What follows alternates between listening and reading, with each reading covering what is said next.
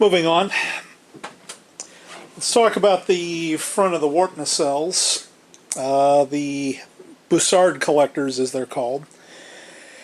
I've got three examples. The two on the left side are from long box kits. The one on the right side, which is a two-piece style, is from the 75 vintage tooling, which the majority of the small box kits have. The orange ones are from the second version of the long box kit. That was the only pressing of the kit that actually had lights in the warp nacelles. All other pressings of that kit featured white nacelle Bussard collectors. This style here is from the later pressings. Actually, the original kit that was issued in the packaging that Round 2 reissued, the original version of it, these sync reactors, whatever the heck they're called, I'm a Trek geek, but I'm not that much of a geek, are actually much longer than this. Strangely enough, when they retooled the white ones, they didn't use the orange mold. They actually made an all-new mold. So if you actually find ones with these longer rectangular protrusions, you are actually looking at an original issue kit. Now, for the small box tooling, AMT went with a two-step system where you had the rectangular pieces molded separate from the collector dome itself, and I believe the reason why they did this is because the fit of these is just atrocious without some serious reaming of the inside of the warp nacelle to get them to fit. Accuracy did suffer a bit.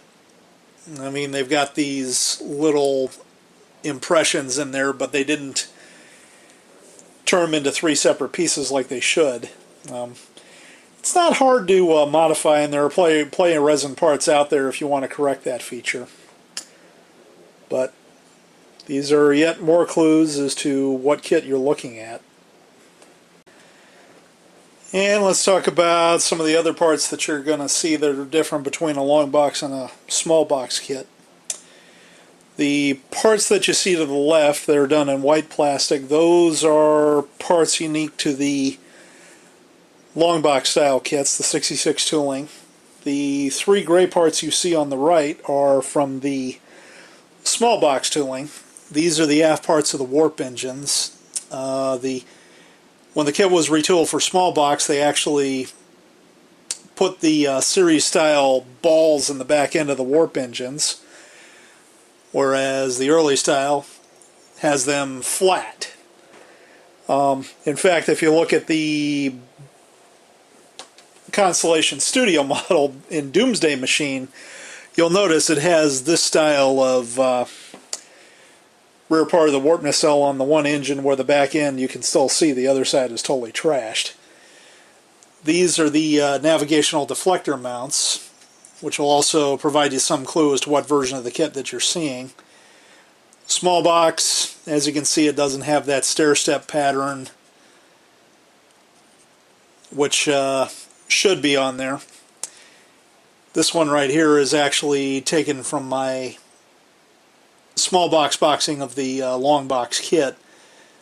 As you can see, they did do almost a total retooling of it, or at least they modified it. This little diagonal area is part of the switch. As you turn it, this little piece depresses on a terminal which touches a battery and turns on the lights.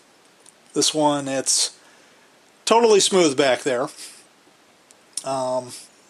Little cruder, you've got some ejector pin marks that have to be filled, and since I'm going to use this to build a Constellation replica, I'm going to have to fill those and take care of those little defects. The deflector dish itself is different between both the 66 tooling and the small box kits. This one actually looks more like the one that was in the series, so you got these two concentric rings raised on the inside. This one's got nothing, just the spike and the dish. And the dish is also smaller than this. Funny enough, this dish is actually not quite as big as what the pilot version of the Enterprise should have, but at the same time it is bigger than what the series version should have had. This one's closer to what the series version had in terms of size, but it's a little too small. So sourcing aftermarket resin parts is a good idea if you plan to build a replica of the Constellation, or if you plan to accurize your small box kit into something that looks more like a long box version. Changing the warp nacelles, the rear ends, shouldn't be too tough. I mean, if you take that ball off and fill it, you could probably end up with something that looks like a pretty good facsimile. Well, that pretty much concludes the features of the plastic. I thought I'll make one final mention of the decal sheets. What you see in yellow here is the decal sheet that was in the original 2 pressings of the model kit. Featured just markings for the USS Enterprise, the pennants, the NCC 1701 insignias and such.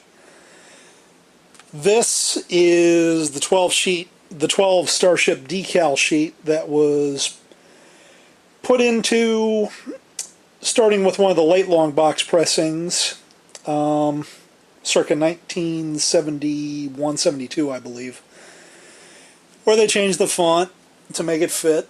This particular one comes out of an AMT kit. I've got a couple of earlier ones, but the decals did not survive the years very well.